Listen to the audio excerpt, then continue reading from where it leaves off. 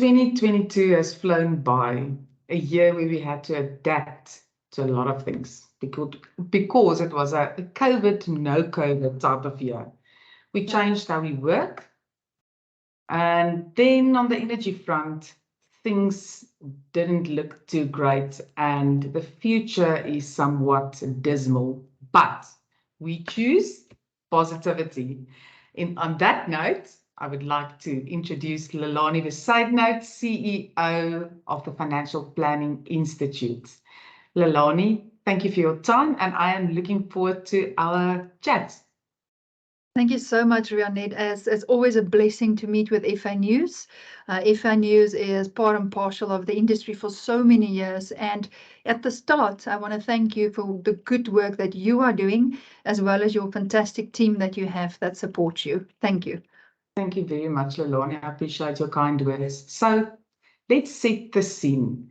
Sure. Please tell us a little bit more about the Financial Planning Institute's year. So that was 2022. The good, the bad, and maybe some of the interesting.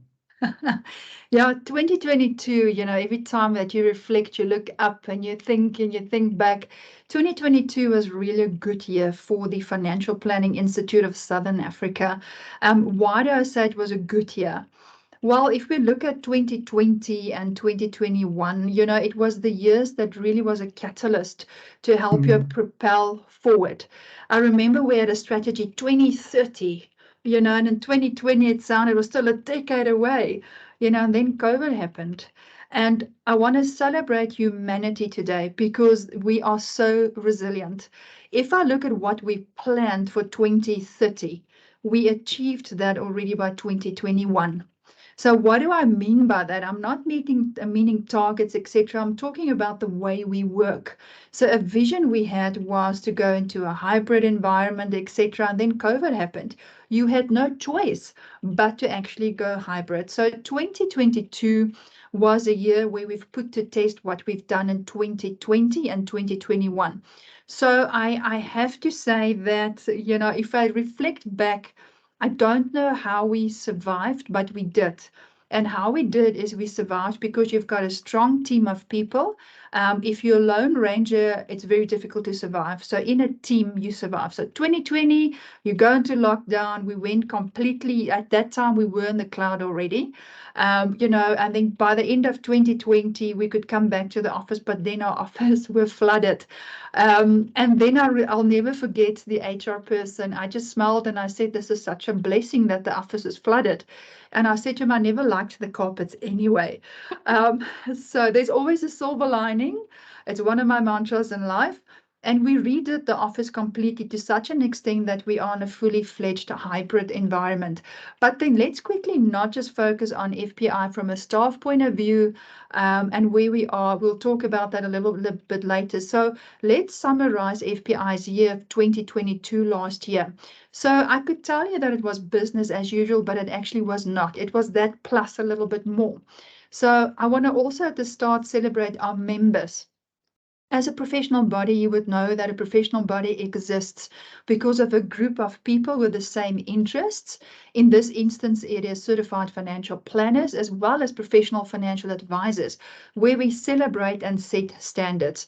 So I really want to celebrate our members because the strategy that we crafted last year, and I specifically say crafted, it is a strategy that was crafted by FPI professional members for FPI professional members. So how did we do that? So we realized that, the regional committees that we had during COVID, everybody moved into a hybrid environment. They're not in the mood to get in their cars anymore and drive to wherever we're having the network session in Cape Town or PE, wherever. So what we did is we collapsed the physical regional events and we created what we call the FPI network. So that network is slightly different to the rest of the FPI community.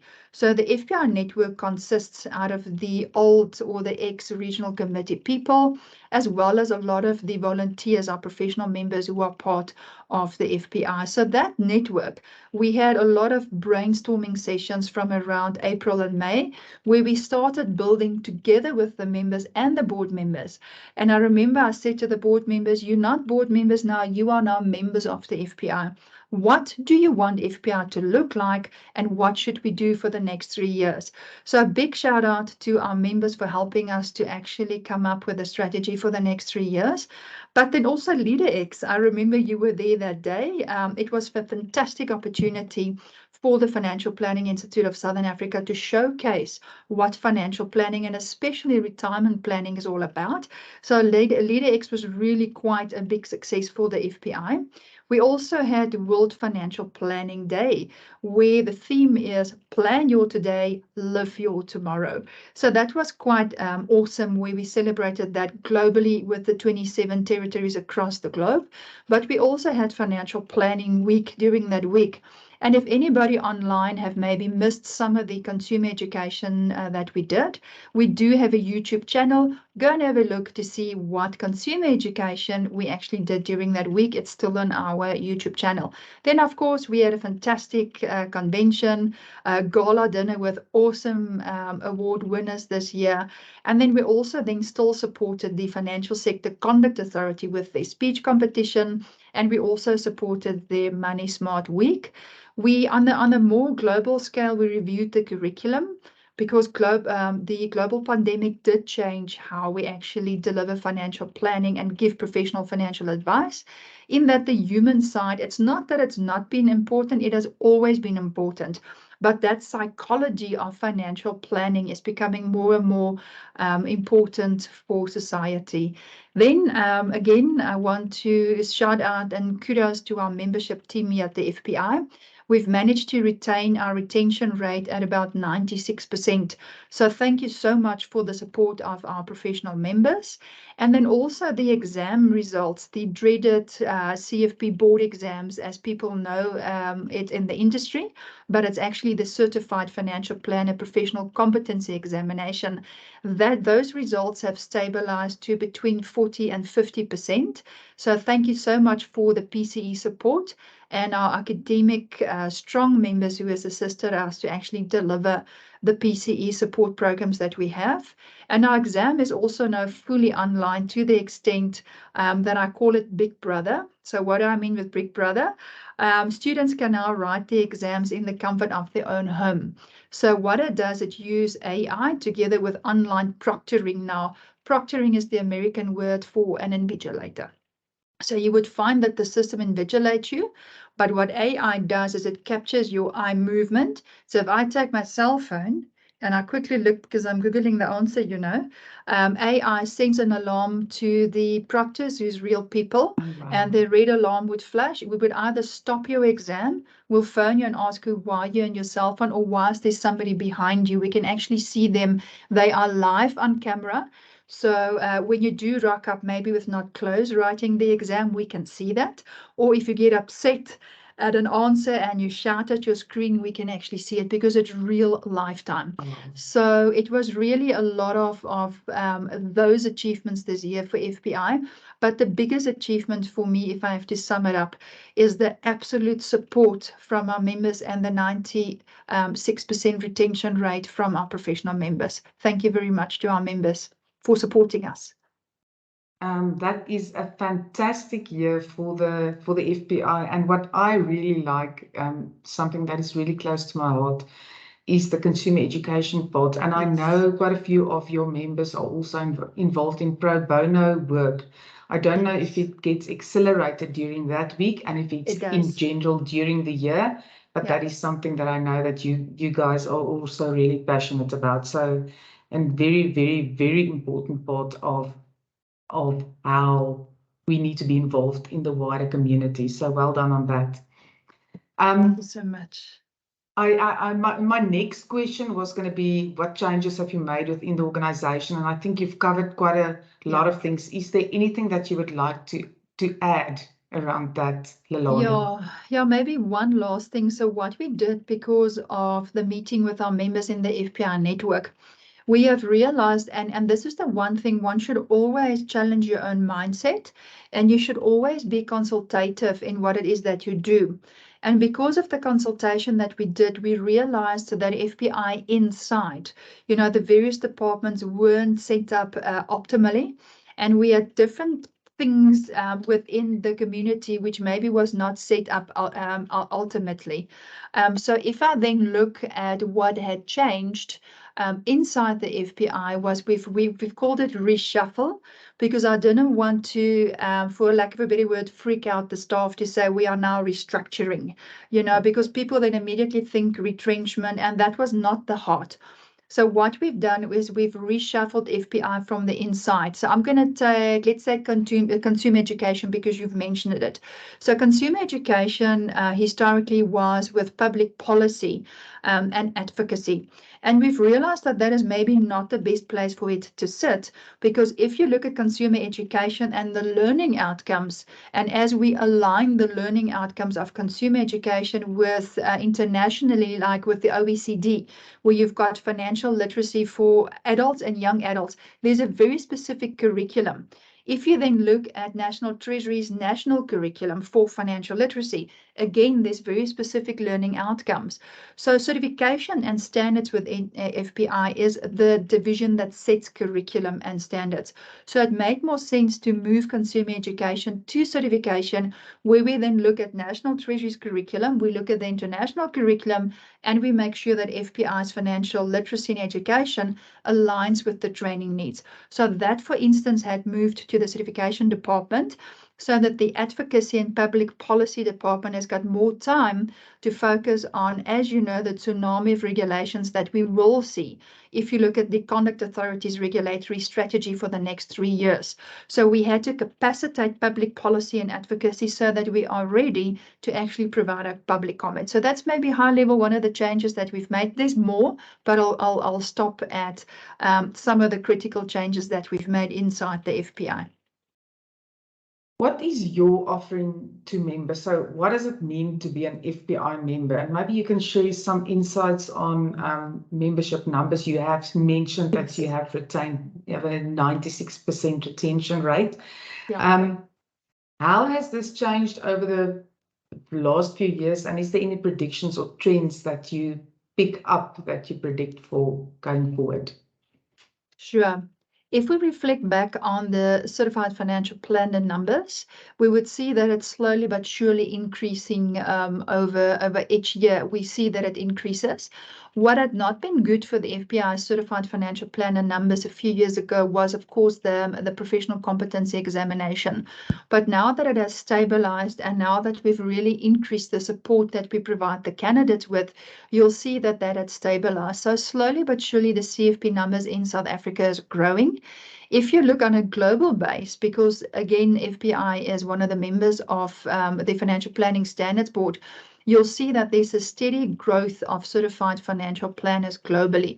And even with the pandemic, it has actually shown that there's a greater need for consumers for professional financial advice and working with a professional. So from a CFP point of view, we see that the numbers are increasing. And the numbers we have ended up this year for certified financial planners is about 4,800, give or take. And that has grown steadily from a few years ago, from about 3,000. We moved into the 4,000s, and we're starting to touch the ceiling with the 5,000 number of certified financial planners coming through. If we then look at our other designations, of which you will be aware, we have the Registered Financial Practitioner designation, which is linked to an NQF5 qualification, and the certification requirements look slightly different. And then we have the Financial Services Advisor, FSA, where your underlying qualification is either an NQF6, depending on your experience, or an NQF7 qualification, then again, depending on your experience. So the growth in the financial advice designations has not been as great as it has been with the certified financial planner. And that is because FPI a few years ago decided to unbundle those designations. But after we've done research together with the South African Qualifications Authority, which is SAQA, we realized that FPI would have made a very big mistake if we actually phased those designations out. So all we did with those designations is we have renamed. RFP used to be Registered Financial Planner, but we've changed it to Registered Financial Practitioner because there is only one financial planner in South Africa, which is the Certified Financial Planner, which is also the title protection that we are seeking in the new COFI environment. So it's important to then look at the membership numbers. Our strategy for the next 3 years is a growth strategy across all the professional designations. So you also asked, what is the benefit of being a member or a professional member, a designated member of the FPI? Now, we need to, again, remember that FPI forms part of a global community where the standards are set from the Financial Planning Standards Board side. And if you also look at the competency framework that we offer our members as we work in it, you'll find that the qualification that we have is aligned with global standards. And you'll see that we've approved only a few universities within South Africa. So how does that then work? Well, FPI would actually approve some of the universities and private educational providers in South Africa. If those qualifications meet the international with a little bit of localization that comes in, if it meets our curriculum 100%, we would actually approve those qualifications, which gives you then entry into the FPI professional designations. And I think the beauty about being a professional member of the Financial Planning Institute is it's not a journey where you apply, for instance, like for a license, and your fit and proper requirements is checked maybe at the beginning when you apply to become licensed. From an FPI professional point of view, it is not a statutory relationship, but it's a contractual relationship. So what that means every year, it's not just at the beginning, every year, our professional members have to do an ethics declaration again to say that, I meet certain standards. You have to go and look at your CPD hours that you've completed. And I think, I've got a little bit of a pet hate. It's not about CPD hours. It's about the true professional development that you've gained, because you want to give so much back to your stakeholders, which is your client. So it's about self-development. So from an FPI point of view, when it comes to continuous professional development, we provide the programs for our members ourselves, and that is complementary to your membership, and we will upload and manage those CPD hours for you. It doesn't mean as a member you only and can only do FPI CPD. No. If you feel there's CPD at another provider that's maybe more relevant to where you are on your journey, you are more than welcome to do CPD, complete CPD hours at other providers. And then also, if we look at the good standing that you have, if you're not in good standing, we would actually put a legal block on some of the people where we say you're actually not in good standing. Let's investigate what is going on. So we've got a very strong code of ethics that is linked to practice standards. And those practice standards makes it very clear what it is that you need to do within the financial planning framework. We then have all sorts of other benefits for our members, all the way from complimentary CPD to subscriptions that you could at no cost have access to. We also have all sorts of other types of professional members, which is our FPI approved professional practices that meet a standard. The moment that you're an approved FPI professional practice, it means that you meet a very specific standard. What we also, if we look at COVID being a catalyst, we've really made use of technology. So we host more peer collaborative sessions where we would have a session. And I think the most interesting one, if I can reflect on some of the sessions we had last year, is with one of our competency committees, and that is the Practice Standards Competency Committee. And we unpacked how to fire your client. Now, I think that was quite a controversial topic to talk about, because you can fire your client, and people don't know that, but there's a very specific way, there's regulation that comes in. And, in my years working at the FACE Ombudsman, I've seen that you have clients out there which could be a little bit facetious. You know, there are clients that could make your life a little bit difficult, especially if they don't agree to the service level agreements that you maybe have in place. Because the relationship you've got with your client, of course, is contractual. So I think the most interesting one, if I reflect back, was how to fire your client. So we've got lots of interesting conversations with our clients. And of course, we design tools. You know, what should a generic engagement letter look like? You know, if you look at the General Code of Conduct together with FPI practice standards, we make these type of resources available. So there's all sorts of benefits that we have for our professional members. And again, I want to celebrate the members for contributing to the standards. Lelani, at some point, the industry was concerned that the average age of the financial planner and then adding to that the advisor and the broker is 55 or 60 or whatever. I am fairly sure that that picture is changing. Oh, yes. Am I correct? Yes, you're absolutely correct. If we look, and I find it actually quite interesting, if we look at the average age over the past few years, a few years ago, if I say a few years ago, as much as 5 years ago, the average age of our professional member was about 57, give or take. I pulled new stats. The average age of the FPI professional member is now about 45. And that group refers to themselves as the silver foxes. I never knew that. So apparently we are silver foxes. Oh, yay. Yeah, so it's 45, but I see more interesting trends coming through. It is not just the average age, but if you look at the full spectrum of diversity, so what does diversity mean? Diversity is not just race. So if we look at the diverse spread of membership coming through at the FPI, we can see from a race point of view, and I'm going to call her the black female. The black female is coming through very strong. You know, even if we look at the pass rates in our professional competency examinations, you've seen that we've celebrated our financial planner of the year. This year is Palesa Dube. Massive celebrations there. And also, if you look at male versus female, that number has increased. Where it was a few years ago in the 20s, we are now moving into the 30%. It's still not where we would like it to be, but we're sitting at about 32% at this point in time. But then definitely, if you look at the age gap, it's becoming younger. So we're sitting at an average of about 45 at this point in time.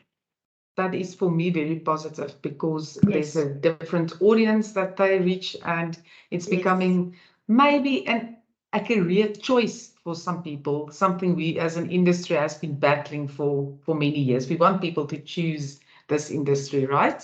Absolutely. So, good news then. Yeah, I love it. And just on that quickly, I'm not sure if you know, we've got the YFPO, so I can go YFPO. Yes. It's the Young Financial Planner Organization. So if you want to know more about it, it is on our YouTube channel, but there's also on the FPI community, where YFPO is an organization that sits within FPI. It's a committee run by under 45-year-olds. And I've asked if they wouldn't mind if I stay, because I'm slightly older than 45.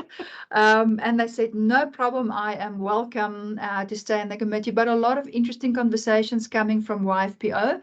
I'm very privileged to still sit in those community and the discussions and just the energy. We normally have those committee meetings on a Friday afternoon when the people in their 50s and closer to 50, we're tired, you know, but on a Friday afternoon, on a Friday afternoon, they just revitalize me. I go home with so much energy after those committee meetings. It's a different energy, I must admit.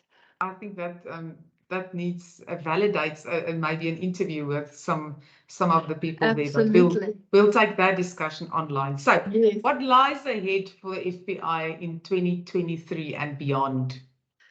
Good question. So again, I want to thank the FPI network who has helped us to build the strategy for the next 3 years. So what we are doing at the moment for the next 3 years, we are focusing on a growth and an engagement strategy. So from a growth point of view, we've analyzed some of the stats when we looked at our own database in terms of how many individuals and how close they are in actually becoming professional members of the Financial Planning Institute versus the data that is in the industry. So we did a little bit of a market share comparison to see where we can go. And there's mammoth opportunity to especially grow our professional designations. And the professional designations, if we look at more so the advice designations. So if we look at the advice designations, there's a very clear alignment with the fit and proper requirements from the regulator side. If you look at the education, the experience, the CPD, etc., with our designation. You'll see part of the strategy kicked off late last year already, where we've adjusted the CPD hours for an RFP, for instance. So the RFP is the individual who has the NQ 5 qualification, 1 year of relevant experience, and we have reduced the CPD hours for RFP from 35 to 20. And we have reduced the CPD hours for FSA from 35 to 25, but the certified financial planner CPD hours will remain 35 CPD hours. So we've done some of those changes to help people transition into the advice designations. Then from an awareness point of view, we have so many FPI professionals that go live on radio stations across the country. And that is that is a magnificent opportunity for FPI to develop membership tools or resources where a lot of the times, some of the journalists will just really catch you off guard. And you don't work at the FPI where you know off by heart exactly what is a certified financial planner professional, who the FPI is. It's programmed into us. I remember when I was in the industry before I worked at the FPI, yes, I was a member of the FPI, but I didn't really know who FPI was.